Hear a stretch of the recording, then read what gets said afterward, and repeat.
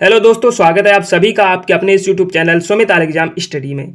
दोस्तों, Bihar police constable की भर्ती जो 21,391 निकल के आई है, जिसका एग्जाम जो है 24 सितंबर से स्टार्ट होने वाला है। उसके लिए बिहार पुलिस का फुल मॉक टेस्ट नंबर दूसरा देखने वाले हैं और ये टेस्ट जो है सभी टेस्टों से अलग होने वाला है, क्योंकि ये टेस्ट इस टेस्ट में जो प्रश्न सेट किए गए वो नए पैटर्न पर आधारित हैं। तो चलिए फर्स्ट क्वेश्चन से स्टार्ट करते हैं।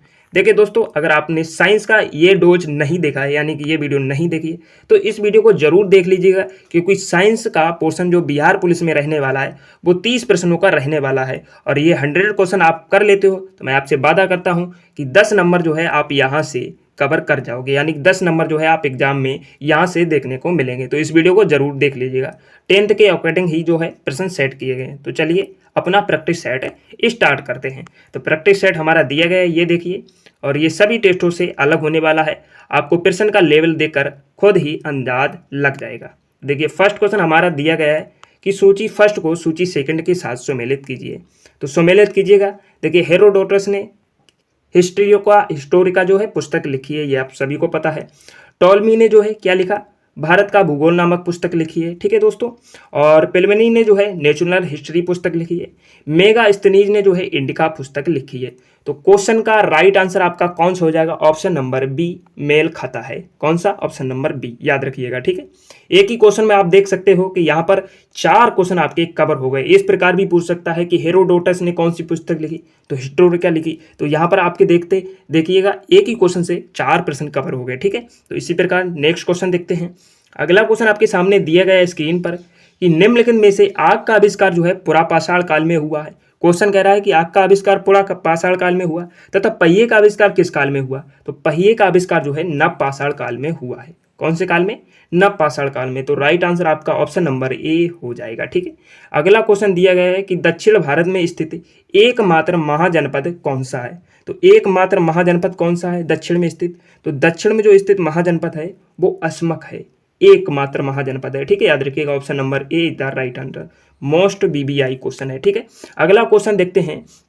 अगला क्वेश्चन आपके सामने दिया गया है स्क्रीन पर कि गुलाम वंश से संबंधित कथनों पर विचार कीजिए। तो गुलाम वंश से संबंधित कथन दिए गए हैं। तो गुलाम वंश की स्थापना कब हुई थी? बिल्कुल राइट आंसर है कि गुलाम वंश की स्थापना कुतुबुद्दीन ऐबक ने 1206 ईस्वी में किया था। यहाँ पर एक से अधिक जो है कथन सत्य दिखाई दे रहे हैं। तो गुलामों को फारसी में जो है वदगा भी कहा जाता था, ये भी राइट है।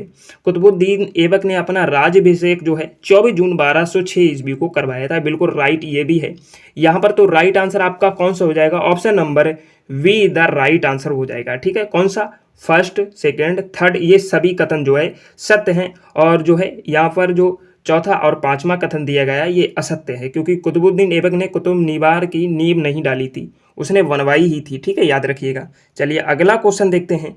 अगला क्वेश्चन आपके सामने दिया गया स्क्रीन पर कि विजयनगर साम्राज्य वंश प्रणाली का क्रम है, मतलब विजयनगर साम्राज्य पर किन किन वंशों ने जो है शासन किया था शुरुआत से।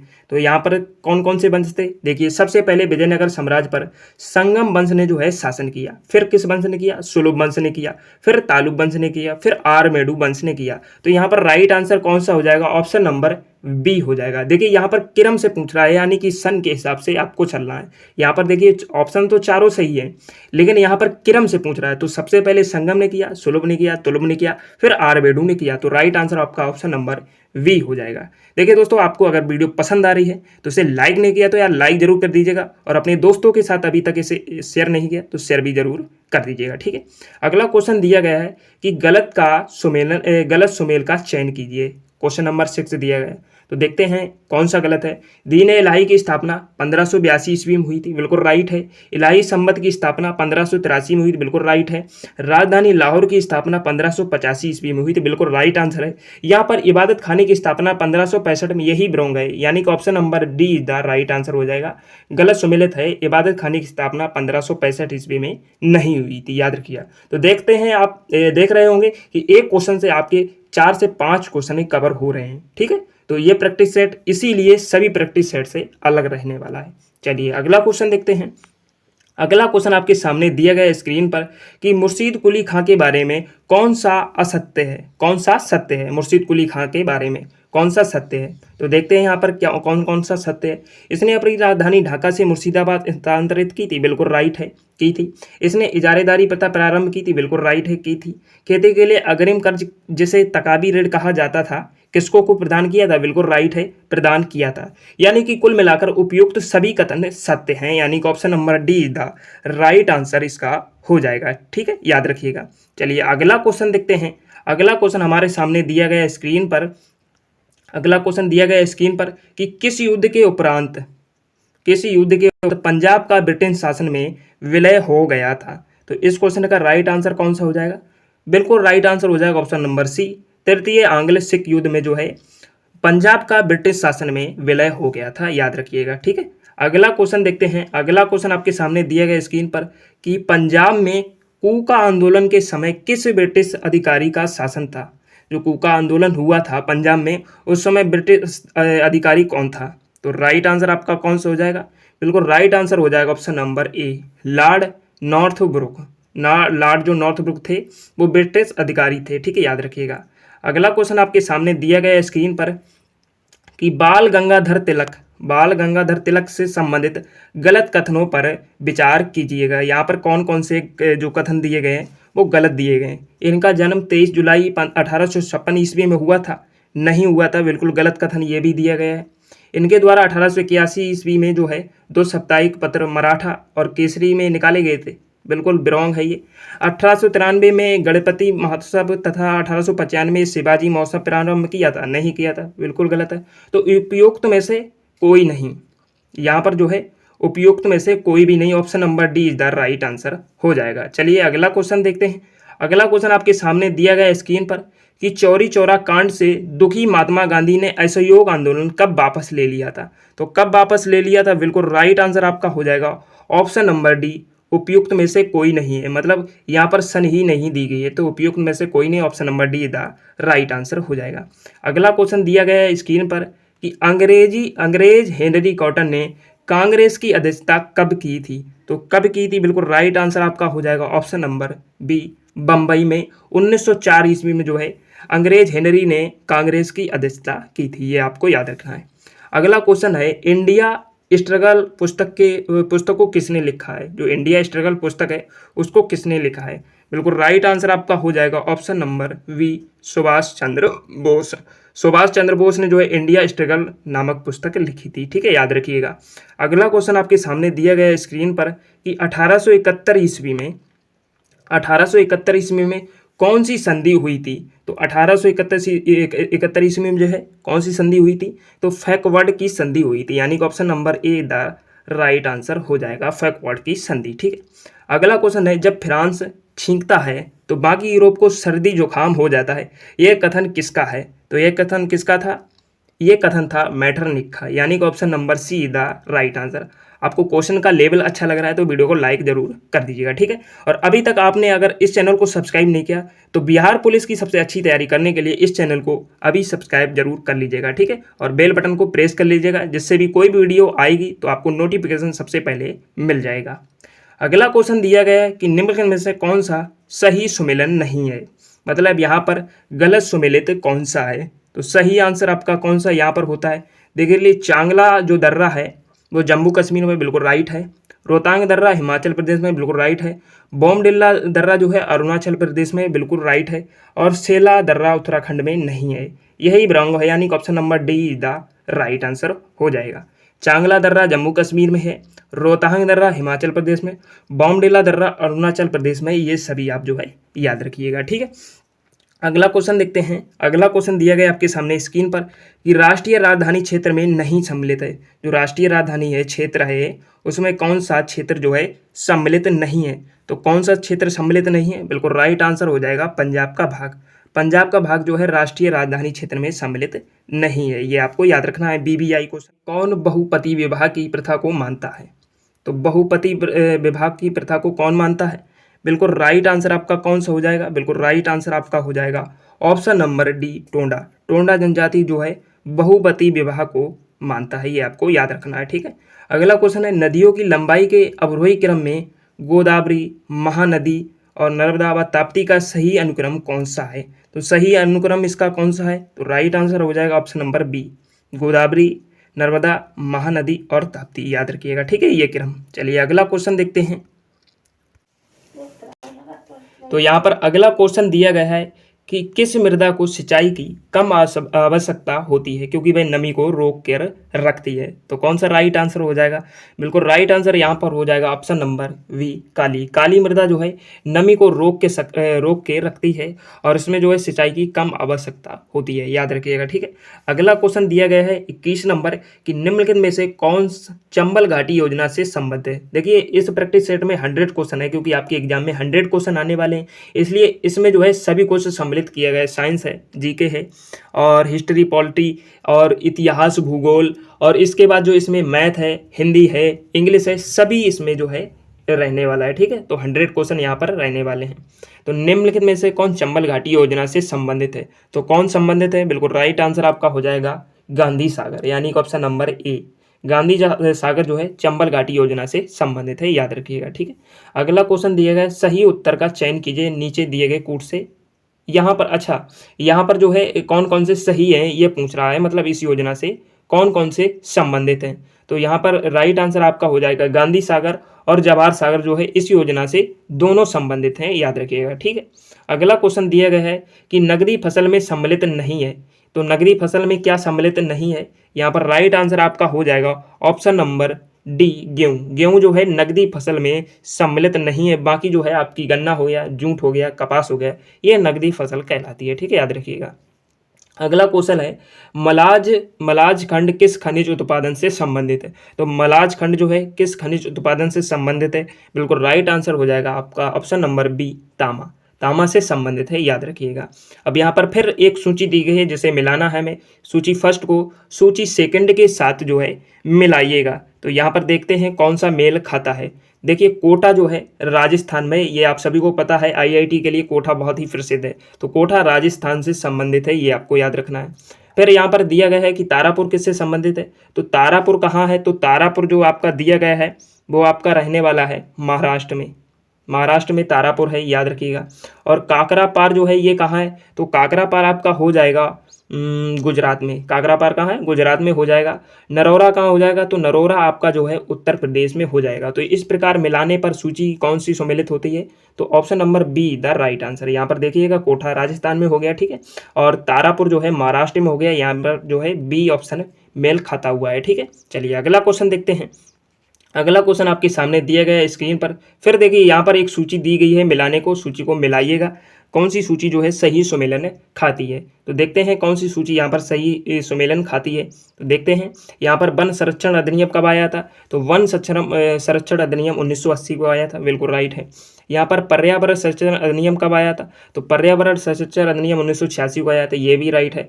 वायु प्रदूषण निवारक अधिनियम 1981, यानी कि ये सभी जो है मेल खाते हैं, डायरेक्ट इनडायरेक्ट जो है मेल खाते हैं। तो ऑप्शन नंबर यहाँ पर डी राइट आंसर हो जाएगा, ठीक है, याद रखिएगा। चलिए अगला क्वेश्चन देखते हैं। अगला क्वेश्चन आपके सामने दिया गया स्क्रीन पर कि बुक्सा परियोजना, बुक्सा जो परियोजना है, बुक्सा परियोजना किस राज्य में स्थित है? तो बुक्सा परियोजना किस राज्य में स्थित हो जाएगी? तो बुक्सा परियोजना जो है पश्चिम बंगाल राज्य में स्थित है, ये याद रखिएगा, ठीक है। अगला क्वेश्चन है निम्नलिखित युग्मों में से कौन सा सम्मिलित नहीं है? तो यहाँ पर कौन सा सम्मिलित नहीं है? ऑप्शन नंबर आपका हो जाएगा डी नंबर। डी नंबर जो है यहाँ पर सम्मिलित नहीं है। देखिए सौरमंडल का सबसे बड़ा ग्रह जो है बृहस्पति है, बिल्कुल राइट है। सौरमंडल का सबसे छोटा ग्रह बुध है, जो है 88 दिनों में जो है अपनी सूर्य की परिक्रमा करता है। और सौरमंडल का सर्वाधिक चमकीला ग्रह जो है शुक्र है, ये भी राइट है। सौरमंडल का मंदतम गति वाला ग्रह कौन सा है? मंगल, यही ग्रह है। तो option number D the right answer हो जाएगा। चलिए अगला क्वेश्चन देखते हैं। निम्नलिखित समुद्री धाराओं में से कौन हिंद महासागर की धारा नहीं है? तो निम्नलिखित में से कौन सी समुद्री हिंद महासागर की धारा नहीं है? तो राइट आंसर आपका कौन सा हो जाएगा? ऑप्शन नंबर डी बेगुला की धारा। बेगुला की धारा जो है हिंद महासागर की धारा नहीं है, बाकी जो है हिंद महासागर की धाराएं हैं, ठीक है, याद रखिएगा। अगला क्वेश्चन है भारत के संविधान निर्माताओं की 7वीं अनुसूची में वर्णित समवर्ती सूची की अवधारणा को ग्रहण कहाँ से किया गया है? तो कहाँ से ग्रहण किया गया है? बिल्कुल राइट आंसर आपका हो जाएगा ऑप्शन नंबर बी हो जाएगा। यहाँ पर ऑस्ट्रेलिया के संविधान से जो है समवर्ती सूची की अवधारणा को ग्रहण किया गया है। ठीक है, याद रखिएगा। चलिए अगला क्वेश्चन देखते हैं। अगला क्वेश्चन आपके सामने यहाँ पर देखते हैं, स्क्रीन पर दिया गया है। अगला क्वेश्चन स्क्रीन पर दिया गया है 30 नंबर कि मूल भारतीय संविधान में कितने भाग और अनुच्छेद हैं। तो मूल संविधान में देखिए कितने भाग हैं, 22 भाग हैं, 395 अनुच्छेद हैं और 12 अनुसूचियाँ। यहाँ पर वर्तमान में पूछ रहा है, यानी कि वर्तमान में जो है कौन सा राइट आंसर हो जाएगा। देखिए हाँ, मूल संविधान में 22 भाग थे, 395 अनुच्छेद थे और 8 अनुसूचियाँ थीं, जो कि अब जो है 12 अनुसूचियाँ हो चुकी हैं। ये भी आप याद रखिएगा, वर्तमान में 12 अनुसूचियाँ। ठीक, ये राइट आंसर हो जाएगा, ऑप्शन नंबर ए। 31 क्वेश्चन देखते हैं। राज्य पुनर्गठन आयोग ने 1 नवंबर 1956 को कितने राज्य तथा कितने संघ राज्य बनाए थे। तो राइट आंसर आपका हो जाएगा 14 राज्य बनाए थे। कितने? 14 राज्य बनाए थे इसने, और जो है 6 संघ राज्य बनाए थे। ठीक है, याद रखिएगा। चलिए अगला क्वेश्चन देखते हैं। तो यहाँ पर अगला क्वेश्चन दिया गया है कि राज्य के नीति निर्देशक सिद्धांतों को निम्नलिखित अनुच्छेदों में से कौन सा अंतर्राष्ट्रीय शांति और सुरक्षा के संबंधन से संबंधित है। तो देखिए, जब भी आपके नीति निर्देशक सिद्धांतों से पूछा जाए तो आप आंख मीच कर अनुच्छेद 51 लगाएंगे। कौन सा? 51 नंबर। तो यहाँ पर राइट आंसर 51 ही हो जाएगा। ठीक है, याद रखिएगा। चलिए अगला क्वेश्चन दिया गया है कि राष्ट्रपति के उम्मीदवार के लिए क्या आवश्यक नहीं है। तो क्या आवश्यक नहीं, यहाँ पर देखते हैं। ऑप्शन आपके सामने दिए गए हैं। देखिए, एक बार आप राइट आंसर इस क्वेश्चन का देने की कोशिश कीजिएगा, क्योंकि आपने अभी देखा होगा कि जो है यहाँ पर इसरो ने छोड़ा है चंद्रयान। तो नेता लोग बता रहे हैं कि नासा को जो है हम यहाँ पर बधाई देने वाले हैं, क्योंकि नासा ने ये बहुत बड़ा कार्य किया, जबकि नासा जो है अमेरिका की एजेंसी है, आप सभी को पता है। तो यहाँ पर कौन सा राइट आंसर हो जाएगा? Option number B. यहाँ पर पढ़ा लिखा हो, यही एक आवश्यकता नहीं है। इसीलिए हमारे देश के जो नेता नगरी के लोग होते हैं वो पढ़े लिखे नहीं होते, तो किसी बात को मतलब कहीं का बता देते हैं और कहीं बात को कहीं का बता देते हैं। ठीक है, यानी उल्टा सीधा समझ जाइए आप। ठीक है, तो यहाँ पर बाकी सभी योग्यता हैं। आयु के लिए 35 वर्ष होनी चाहिए, सांसद चुने जाने की योग्यता रखता हो, देश का नागरिक हो, लेकिन ये योग्यता नहीं है। लेकिन मेरे हिसाब से जो है ये योग्यता जरूरी है, ये होनी चाहिए कि कोई भी नेता हो वो पढ़ा लिखा जरूर हो। ठीक है, चलिए अगला क्वेश्चन देखते हैं। अगला क्वेश्चन आपके सामने दिया गया स्क्रीन पर कि निम्नलिखित में से किस ने भारत के उपराष्ट्रपति पद संभाला है।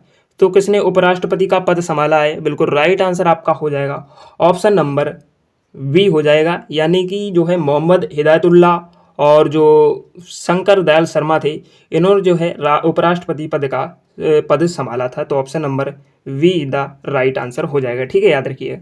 चलिए अगला क्वेश्चन देखते हैं। अगला क्वेश्चन आपके सामने दिया गया स्क्रीन पर कि निम्नलिखित में से किसे संसद को संबोधित करने का अधिकार प्राप्त है। तो किसे अधिकार प्राप्त है? बिल्कुल राइट आंसर आपका हो जाएगा ऑप्शन नंबर ए, भारत के महान्यायवादी को जो है संसद को संबोधित करने का अधिकार प्राप्त है। यहाँ पर कौन राइट आंसर हो जाए? Option number A the. ठीक है, याद रखिएगा। चलिए अगला क्वेश्चन देखते हैं।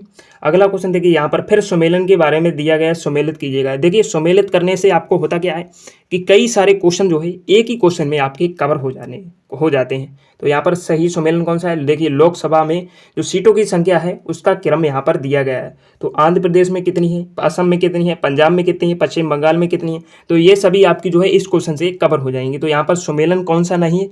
तो देखिए, आंध्र प्रदेश में कितनी है सीटें? 42 हैं, बिल्कुल राइट है। असम में कितनी है? असम में 13 नहीं है, बिल्कुल रॉन्ग है, असम में 13 नहीं है। पंजाब में कितनी है? पंजाब में 13 है, बिल्कुल राइट है। पश्चिम बंगाल में कितनी है? 42 है, ये याद रखिएगा। और यूपी में कितनी है? तो लोकसभा सीटों की संख्या 80 है, ये भी आप याद रखिएगा। ठीक है, चलिए अगला क्वेश्चन देखते हैं। यहाँ पर राइट आंसर कौन सा हो जाए?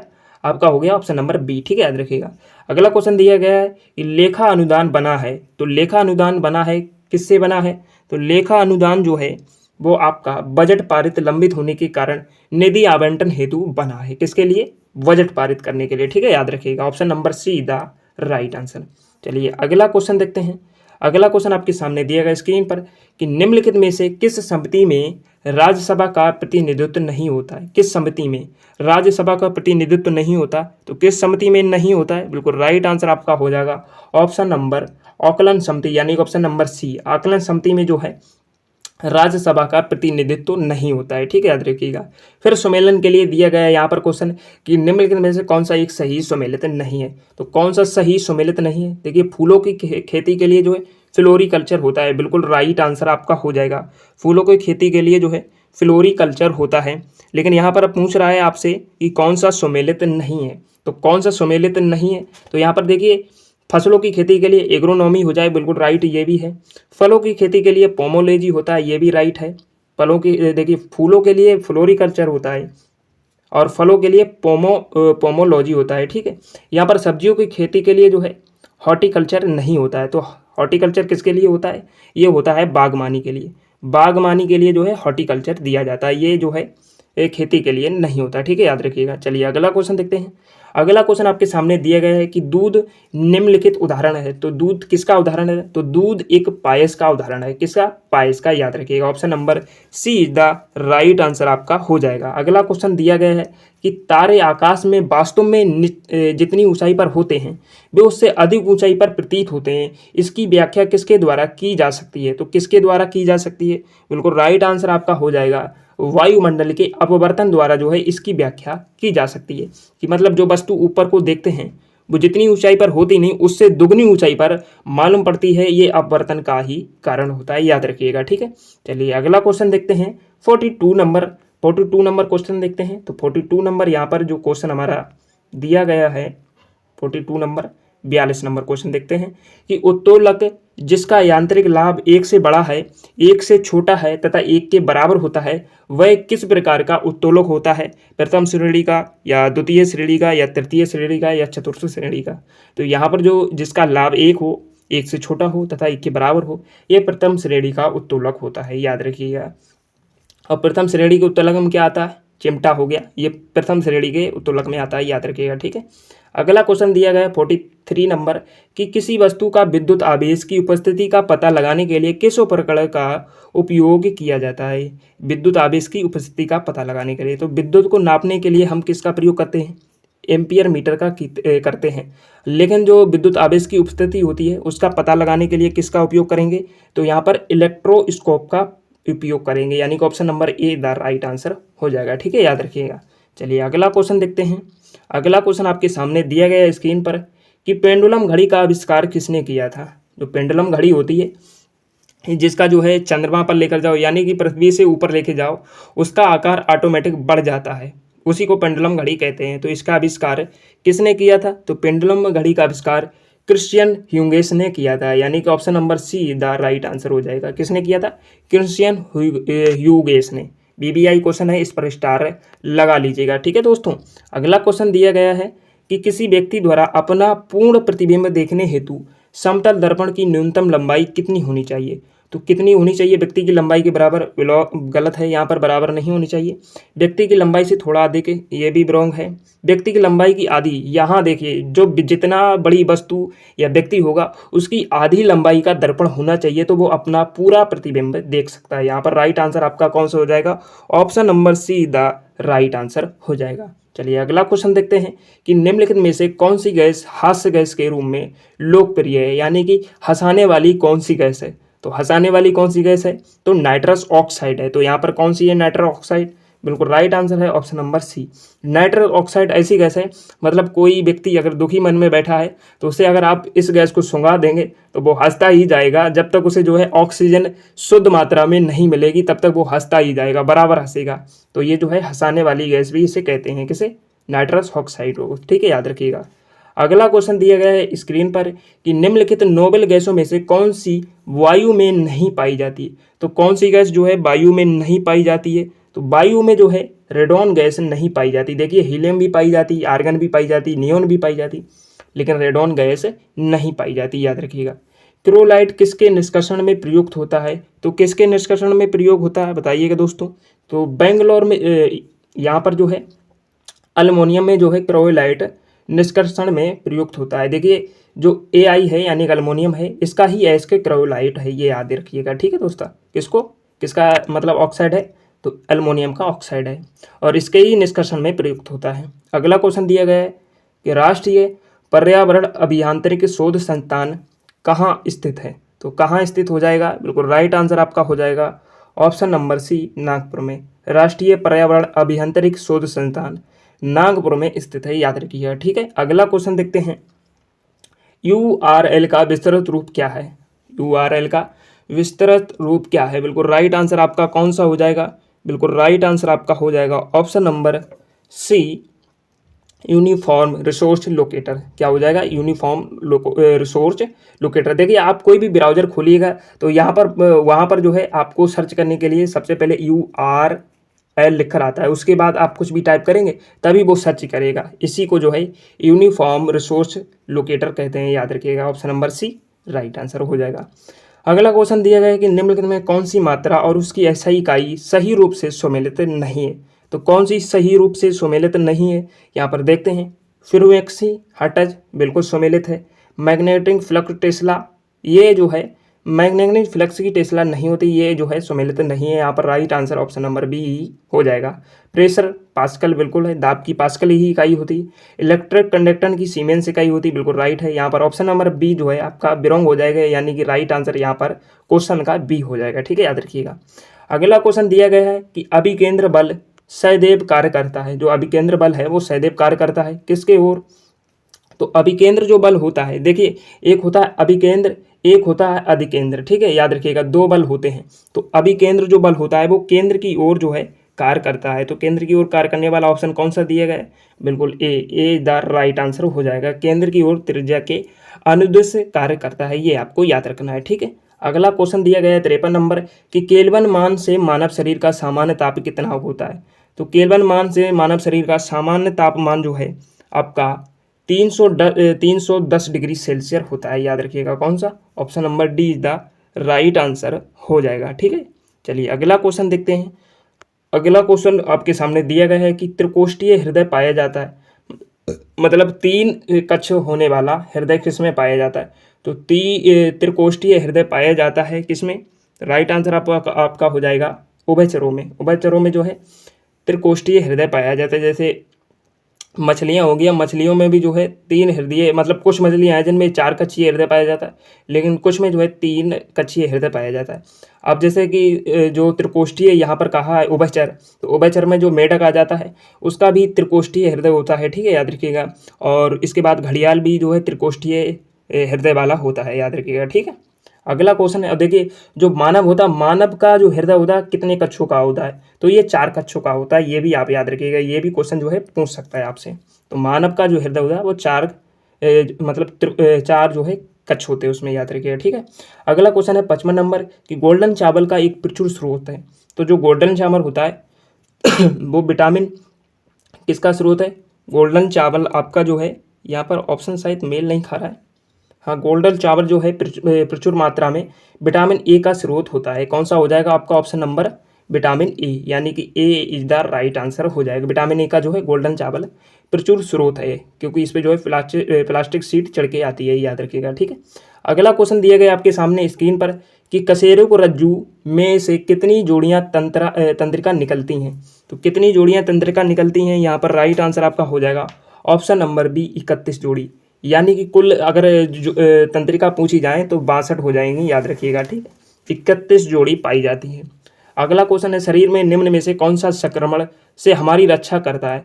तो कौन सा मतलब बाहरी संक्रमण से हमारी रक्षा करता है, कौन रक्षा करता है, तो आपका हो जाएगा WBC। तो WBC क्या होती है, वार्ड प्ले लिस्ट, मतलब वाइट प्ले लिस्ट होती है, यानी कि option number be the right answer हो जाएगी।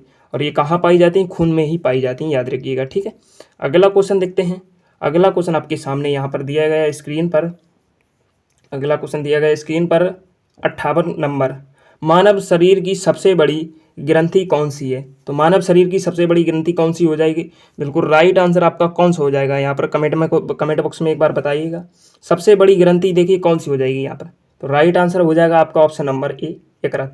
यकृत जो है मानव शरीर की सबसे बड़ी ग्रंथि हो जाएगी, याद रखिएगा। ठीक है, अगला क्वेश्चन आपके सामने दिया गया है लोहे की वस्तुओं में जंग जो लगती है उसका बनने का क्या कारण है, मतलब लोहे की वस्तुओं में जंग क्या बनने से लग सकती है। तो बिल्कुल राइट आंसर आपका कौन सा हो जाएगा, option number B is the right answer. Ferrous और फेरिक हाइड्रोक्साइड का मिश्रण होता है जिसके कारण जो है जंग लग जाती है, याद रखिएगा। ठीक है, अगला क्वेश्चन देखते हैं 60 नंबर। 60 नंबर क्वेश्चन में पूछ रहा है कि निम्न में से सूक्ष्म जीव जैव उर्वरक के रूप में प्रयोग होता है, कौन सा प्रयोग होता है। बिल्कुल राइट आंसर आपका हो जाएगा ऑप्शन नंबर हो जाएगा डी साइनोबैक्टीरिया। साइनोबैक्टीरिया जो है सूक्ष्म जीव जैव उर्वरक के रूप में प्रयुक्त होता है। ठीक है, याद रखिएगा। चलिए अगला क्वेश्चन देखते हैं। देखिए वही बैक्टीरिया है, एक नाइट्रोजन जो उपयुक्त करता है। देखिए मटर के पौधे के नीचे जो बैक्टीरिया पाया जाता है वो साइनोबैक्टीरिया ही जो नाइट्रोजन जो है नाइट्रोजन निकालता है, ठीक है, याद रखिएगा। अगला क्वेश्चन यहाँ पर दिया गया है कि ईस्ट और जो मशरूम होता है मतलब ये किससे संबंधित हैं, तो किससे संबंधित है, बिल्कुल राइट आंसर आपका कौन सा हो जाएगा, यहाँ पर राइट आंसर आपका हो जाएगा ऑप्शन नंबर सी, फफूंद। देखिए ईस्ट जो है और मशरूम ये फफूंद के उदाहरण हैं, याद रखिएगा, ठीक है। अगला क्वेश्चन देखते हैं। अगला क्वेश्चन आपके सामने दिया गया स्क्रीन पर कि पुस्तक दी ओरिजिन ऑफ स्पीसीज किसने लिखी है, तो यह पुस्तक किसने लिखी है, बिल्कुल राइट आंसर आपका कौन सा हो जाएगा, बिल्कुल राइट आंसर हो जाएगा ऑप्शन नंबर डी, डार्विन ने। डार्विन ने जो है इस पुस्तक को लिखा है, याद रखिएगा, ठीक है। अगला क्वेश्चन देखते हैं। सर्वाधिक कठोर तत्व निम्न में से कौन सा है, तो सर्वाधिक कठोर तत्व कौन सा है, यहाँ पर देखिए हीरा दिया गया है, शीशा दिया गया है, लोहा दिया गया है, टंगस्टन दिया गया है। लेकिन यहाँ पर देखिए कठोर तो सबसे हीरा ही है, याद रखिएगा, सबसे कठोर कौन सा है, वो हीरा है। लेकिन अगर मतलब यहाँ पर धातु पूछी जाए तो टंगस्टन हो जाएगी, ये भी याद रखिएगा, ठीक है। तो यहाँ पर इस क्वेश्चन का राइट आंसर कौन सा है, तो इस क्वेश्चन का राइट आंसर आपका ऑप्शन नंबर ए हो जाएगा, ठीक है, याद रखिएगा, हीरा, ठीक है। जीभ लकड़ियाने लगी है दोस्तों, क्योंकि थूक सही से नहीं बन रहा है। अगला क्वेश्चन आपके सामने दिया गया है स्क्रीन पर, यहाँ पर दिया गया स्क्रीन पर 64 नंबर जो है, SI 30 और जो 14 दिया गया है, 31P 15 दिया गया है। देखिए यहाँ पर सिलिकॉन, फास्फोरस और सल्फर दिए गए हैं और आपसे पूछ रहा है ये किसका उदाहरण है, आइसोटॉप का है या आइसोबार का है, तो ये आपका ऑप्शन नंबर कौन सा राइट आंसर हो जाएगा, बिल्कुल राइट आंसर हो जाएगा आपका ऑप्शन नंबर ए, आइसोटोन्स का ये एक उदाहरण। निम्नलिखित में से केंद्रीय ईंधन अनुसंधान संस्थान कहाँ स्थित है, तो केंद्रीय ईंधन अनुसंधान संस्थान जो है आपका ऑप्शन नंबर बी हो जाएगा, जलगोंडा में स्थित है। कहाँ स्थित है, जलगोंडा में स्थित है। अगला क्वेश्चन दिया गया स्क्रीन पर कि निम्नलिखित में से यामिनी कृष्ण मूर्ति किस शास्त्रीय नृत्य की कलाकार थी, तो यामिनी मूर्ति है किस जो है नृत्य कला से संबंधित थी, राइट आंसर यहाँ पर कुचिपुड़ी हो जाएगा, ऑप्शन नंबर सी। अगला क्वेश्चन दिया गया है गुलजारी लाल नंदा की समाधि स्थल कहाँ स्थित है, तो गुलजारी लाल नंदा की समाधि स्थल कहाँ स्थित है, बिल्कुल राइट आंसर आपका होने वाला है ऑप्शन नंबर बी, नारायण घाट में। नारायण घाट में जो है गुलजारी लाल नंदा को दफनाया गया था, या समाधि स्थल है, याद रखिएगा, ठीक है।